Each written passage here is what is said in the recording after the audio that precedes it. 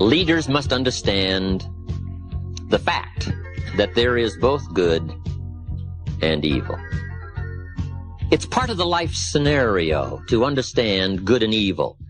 And however you wish to describe good and however you wish to frame your ideology of evil, there are a lot of ways to put it. For some people, evil is too strong a word. I don't know. This is part of your own philosophical conclusions that you have to come to in trying to evaluate this earthly struggle. Evil, good, tyranny, liberty, sickness, health, winning, losing, life, death, opportunity, tragedy. It's part of the life scenario. Now, here's part of the scenario. When the Founding Fathers put this country together, they said, we want maximum liberty and minimum law, but we do have to have minimum law to restrain that mysterious dark side of our nature. Because sure enough, even though we've got a good thing going called America, there are probably some people who are not going to run by the rules. So not only will we build some cities, we probably better build some jails. Why? Just to be bright enough to understand this clash, this scenario of good and evil. And all good leaders must understand this clash, this scenario, however you wish to describe it, whatever terms you wish to call it. We must understand it. Now, here's part of the understanding. Some people have sold out to the evil side for whatever reason. You don't have to spend much time with why. All you have to do is spend time with who. I went to my 30th year class reunion a few years ago. Little small village, right, I grew up in. There was only about 150 in the graduating class. And after 30 years, almost half of the graduating class was at the reunion, which was pretty good. We had a 2-day celebration. I'm master of ceremonies. On the second day, we had a little moment to remember those who had deceased. I think there were 8. And I knew them all, so I gave a little scenario, a little story about each one. And then we took time, just a little moment of silence to remember, because some of them were very, very unique human beings, but they were gone. I thought later, 8 out of 150 after 30 years. Is that about average? Guess what I discovered? It's about average. So after 30 years out of 150, it's not will 8 be missing, it is only who will be missing. So in part of the scenario of understanding leadership, the key is to not be surprised when the inevitable occurs. Because if you become too surprised, we will call you naive. If the sun goes down, the guy says, what's happened? What's happened? It means he hasn't been here long, I guess, right? Or the guy is naive. Come on, come on. There are some things you don't want to look surprised, especially in public. If you say, why did John do that? You say, come on, come on. About so many, after so much time, are going to. And it's very sobering as to why some have chosen to give themselves over to evil, and we call it simply one of those things. But the key to leadership is to understand, and the key to leadership is to also be alert and be bright enough to spot it and to see it. All good leaders must understand the story of the frog and the scorpion. It's one of the most important stories for a leader to understand. According to the story of the frog and the scorpion, the story scenario says, the frog and the scorpion appeared on the bank of a river about the same time, and the frog was about to jump in the river and swim to the other side. And along comes the scorpion, and he sees what's about to happen, and he engages the frog in conversation, and the scorpion says to the frog, Mr. Frog, I see that you're about to jump in the river and swim to the other side. And the frog said to the scorpion, that is correct. And the scorpion said, hey, hold it. I would like to get to the other side, but unfortunately I'm a scorpion and I can't swim. Would you be so kind as to let me hop on your back and you swim across the river and deposit me on the other side? I would be grateful. And the frog looked at the scorpion and said, no way. The frog said, you're a scorpion, and scorpions sting frogs and kill them. He said, I'd get out there halfway with you on my back and you'd sting me. And I'd die. You think I'm crazy? No way.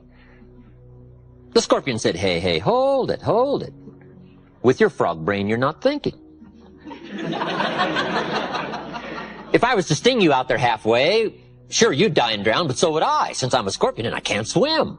That'd be kind of foolish. So I'm not about to do that. I just want to get to the other side. The frog thought over that reasoning and said, that makes sense, hop on. And according to the story, the scorpion hops on the frog's back, they start across the river, and sure enough, halfway across the river, the scorpion stings the frog. The frog cannot believe what happened. And he said to the scorpion, why did you do that? I'm about to die and drown, but so are you. Why would you do that? And the scorpion said, because I am a scorpion. So all leaders must understand the story of the frog and the scorpion. There are shepherds, and there are sheep, and there are wolves. And wise leaders must understand some wolves are so clever, they've learned to dress up like sheep. But do not miss the story of the full drama of life called good and evil. It's part of the test of leadership skill.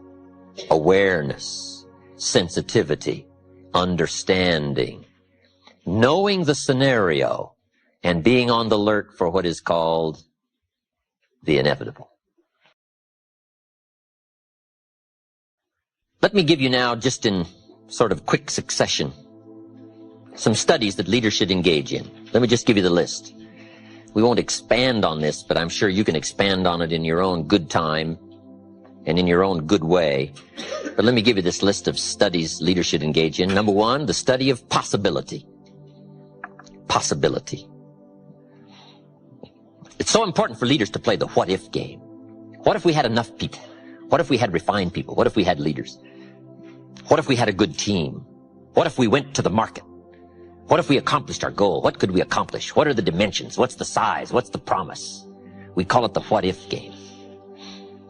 Possibilities are all around us. We must all be students of possibility. Dr. Schuler calls it possibility thinking. It's not a bad subject for study, possibilities. Number two is opportunity.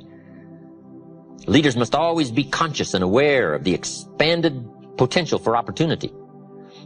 And sometimes opportunity is closer than you think. The next subject of study is ability. Leaders must be good students of ability, their ability, and the people that are in their charge, their influence, their ability. Sometimes it's easy to have somebody right close to you and you've never discovered all of their talent and their potential. I discovered a young man in Canada, Harold Dyke, many years ago. He worked for the railroad. I think he was making about $300 a month. He'd been there 10 years. Now, this was a long time ago. But I discovered him. He became a good friend of mine. And I recruited him. And he joined my company, joined my business. The second year he was with me, he made $45,000. And now he's a leader in the community, and he's gifted and skillful, and he's financially independent, and he's a unique gentleman. Now, the railroad had him for 10 years. They didn't have this in-depth survey of trying to find the people that are right close around who may have some unusual gifts and capacities that nobody has yet discovered. So leaders must be students of ability and find ways to uncover somebody's unusual ability that may have been there for a while. And you've just got to find a way to uncover all of that. Part of the key to leadership. Subject number 4, inevitability. All of us should be students of inevitability. Without kidding myself, if I keep up my current daily practices, where will it take me in 10 years without being disillusioned? I don't want to just cross my fingers and walk the wrong road. I got to learn to look into the future called inevitable. Inevitability is being 200 feet from Niagara Falls in a little boat with no motor and no oars. It's called It's Over. Now, the key to that tragic story and scenario is, What a tragic place to find yourself. If somebody would have painted you this scene when you were still upstream and painted the roar of the falls in your mind and would show you what a tragic place it is, you might not have drifted this far into what we call now the inevitable. We've got to help people by painting the roar of the falls long before they get 200 feet in a little boat with no motor and no oars. You say, well, the roar of the falls is a long ways off. Yes, but the people that are around you are drifting. And by perception, you've got to see it. And you've got to level, and you've got to speak the truth so that you can give them alternate choices while there are still alternate choices. It's called the gift of leadership, helping people in life change, career change, helping people in thinking change, helping people with attitude change, to paint the inevitable. It's a key to leadership. Number 5, an important subject for leaders to study is called rationality. Being able to rightly conclude based on information, a rational, sensible course. I've got a good clue for you. Make sure what you do is the product of your own conclusion. Take advice but not orders. Let everybody around you be helpful, but then put that through your own mental computer and make sure what you do is the product of what you've concluded based on all the input. We call this a true sense of leadership, developing rationality based on all the input. These are not easy tasks, but they're tasks that are possible. This is called walking the summit of leadership skills. And most people don't want to engage in these extra disciplines, but I'm here to promise you that the treasure and the equity is so unique that what small price is paid in these early disciplines is small compared to the treasure that accumulates as the days unfold, both for your heart and your mind and your purse. To finish, let me give you some challenges. In wrapping all of this up, I've got some good challenges for you to consider. Here's the first one. Let other people lead small lives, but not you. In the challenge of leadership and stepping up to the responsibility and the opportunity to touch somebody else's life, let everybody else lead the small lives, but not you. Let everybody else cry over small hurts, but not you. Let everybody else argue over non-essentials, but not you. Deal in things that matter. The larger challenge, the larger opportunity. Here's my next challenge. As leaders, let's learn to help people not just with their jobs, but with their lives. I think we have a twofold responsibility to help people with job skills. But I think the greater responsibility is to help people with life skills. Let's don't just teach people how to work, let's teach people how to live.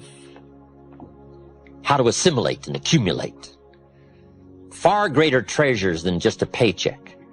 The treasures of awareness, understanding, setting goals, reaching into the future, growing, changing, expanding. If we'll touch people's lives as well as their skills, if they stay with us a week or a month or a year or a lifetime, on whatever occasion they should choose to leave, you want them to leave by saying, my experience there was the greatest experience of my life. And it wasn't just what I earned, it was what I learned. And last, I have an ancient scenario to give you. It comes from the Bible, and here's what it says. If you work on your gifts, they will make room for you. If you practice your gifts will make a place for you. A place of leadership.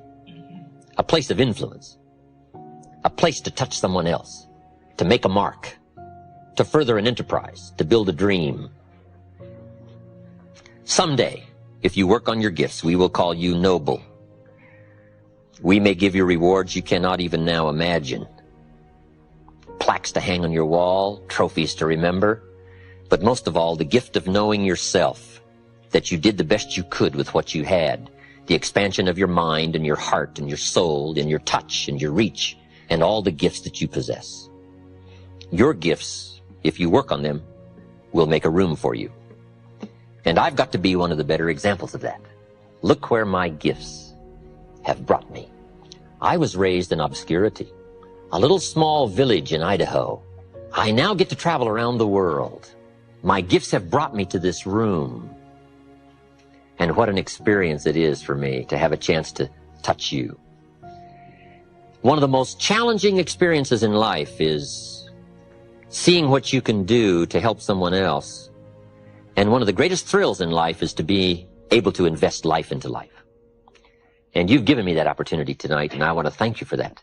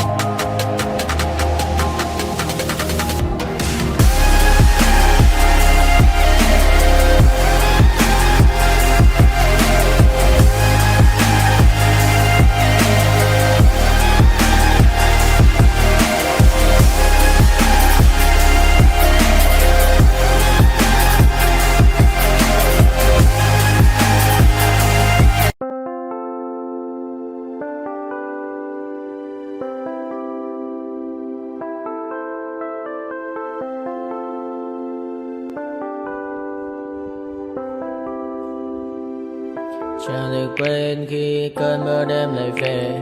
Em đã quên lời thề và ta như đông chìm sâu. Không còn mới em anh nhận màu. Anh chỉ cần mơ đâu em bay. Chỉ còn là những cơn mưa vô giá. Cho bên mơ em không mơ anh. Anh một đêm mơ chỉ cần bên em không được cần nhớ. Và chỉ có em không còn nhớ. Và người ta bên nhau như ngã thơ. Muốn nhớ về say em chỉ có mấy em ở đây. Và muốn chết đi nhưng không muốn em mãi mãi. Tình yêu làm cho ta đau đầu. Không em như nằm hâm mộ. Anh như đứa mong cầu và vui bên em ngủ sầu. Chắc có mãi mãi em mơ. Chỉ có bên em nhưng đừng có mơ. Mà đang dài em muốn bên ai. Anh không mong gì hơn. Chỉ mong em sẽ ở đây ôm anh thật gần.